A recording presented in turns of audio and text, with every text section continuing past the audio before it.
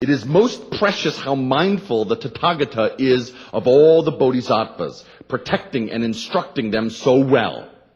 World-honored one, if good men and good women seek the consummation of incomparable enlightenment, by what criteria should they abide, and how should they control their thoughts? Buddha said, very good, Subhuti. Just as you say, the Tathagata is ever mindful of all the bodhisattvas, protecting and instructing them well. Now listen and take my words to heart. I will declare to you by what criteria good men and good women seeking the consummation of incomparable enlightenment should abide, and how they should control their thoughts. Said Subhuti, pray, do, world-honored one. With joyful anticipation we long to hear. So, very interesting. This is the second chapter of the Diamond Sutra. It's not difficult. Why does everybody think the Diamond Sutra is difficult? It's not difficult. It's very clear, but it's not difficult. The Diamond Sutra, I often say, it's like glass. It's like a piece of glass. It's a piece of glass. It's very clear. But it's substance. It has substance, but you can see through it. So it's a thing. It's there, but it's not there. So for people, this part that's not there is confusing to people.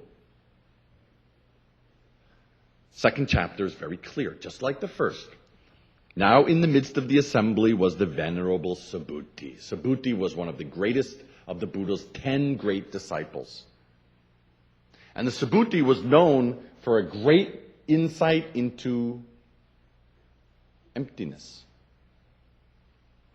The name Subhuti means born from emptiness. Born from emptiness. So this Subhuti is very interesting. He's already a great practitioner. He's already a great meditator, Subhuti. He's not stupid. He's very wise. But what happens here is the Subhuti saw something. This is totally connected to the first chapter. He saw the Buddha and said, I want to live like that. That's why this question appears. If the Buddha wanted, he would have made this Diamond Sutra start with this chapter. Subhuti appeared and asked the Buddha a question. But it starts with the Buddha doing this dum, dum, dum, dum, dum, dum, dum, dum. So, all the monks saw this. And Subhuti saw this everyday life mind of the Buddha. How the Buddha did all these things without a trace, without a remainder, without any thinking, without any dajin maum, without any thinking about the past, the future. What do I have to do? Okay, when I'm done begging, I don't like this bowl. Well, this bowl's okay. I don't know. I did this yesterday. Food not so good. I don't know. I don't feel so good. Well, I have to teach. I hope they don't ask me any questions today. I'm just going to sit here. I'm the Buddha. I don't have to teach. Blah, blah, blah, blah. Nothing. He saw that the Buddha was just like glass. Just like glass. This completely clear mind. Even in these activities. Even going to the city.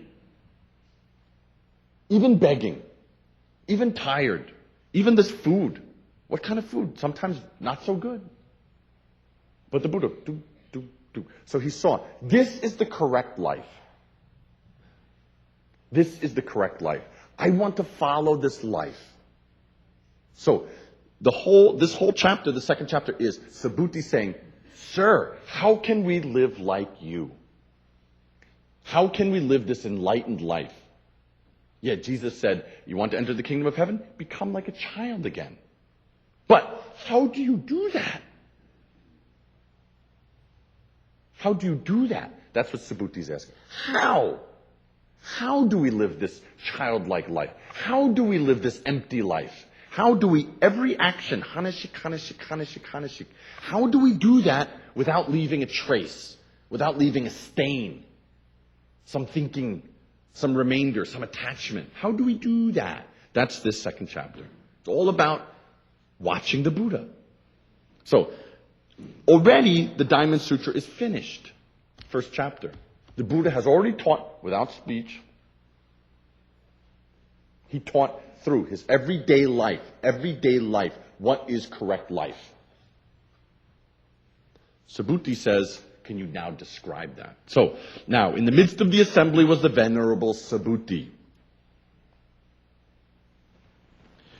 Forthwith he arose, uncovered his right shoulder.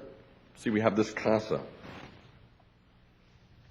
This kasa should cover the right shoulder.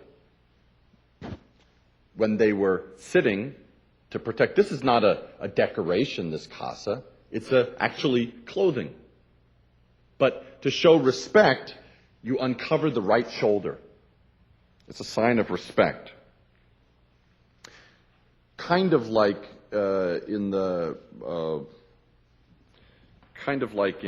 Asia, you know, 안녕하세요.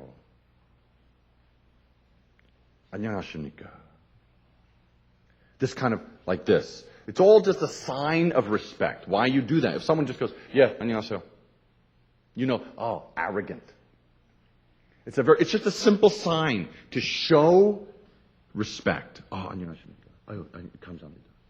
That kind of mind. So, forthwith, Subhuti arose. Now watch this. The Buddha is seated. Everybody is seated. Then Subhuti stands up, uncovers his right shoulder. That's this kasa. Uncovers the right shoulder.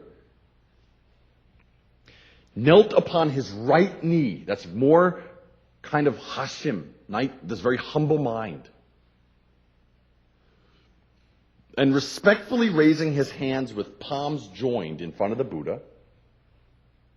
This shows no weapon. It's a sign. That's where this hapchang is very important. No weapon.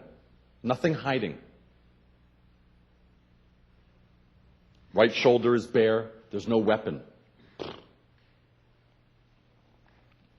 And addressed the Buddha. World-honored one. World-honored one. It is most precious and how mindful the Tathagata is of all the bodhisattvas, protecting and instructing them so well. World-honored one. If good men and good women seek the consummation of incomparable enlightenment, by what criteria should they abide and how should they control their thoughts? So very simple.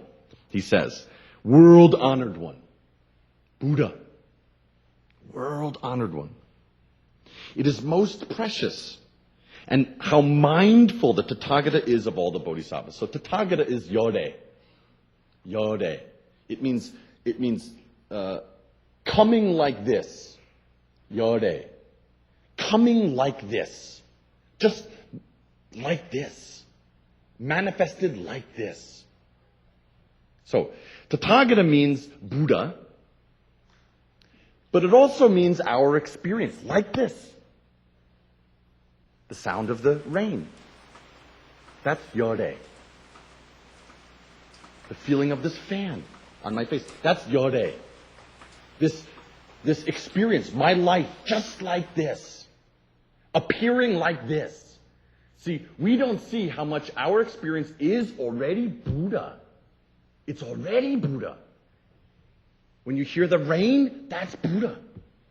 You feel the sweat on your arm, that's Buddha. You feel the wind or the air on your cheek, that's Buddha. This microphone cannot feel that. This microphone cannot hear the rain. But I feel that. That's Buddha. So, yore, how can we experience this? How can we have this geoinen maum that hears and sees and smells and tastes and touches and feels? Just like, how can we do that? That's all he's asking. Very simple, this Diamond Sutra. It's not rocket science. This is not difficult. Subhuti's just saying, your everyday life, how can we live like that? World-honored one. If good men and good women seek the consummation of incomparable enlightenment, by what criteria should they abide and how should they control their thoughts? So 2 points about this. He says, how do we get Anyuttara Samyak Sambodhi? How do we get highest enlightenment, Buddha? How get that? the way you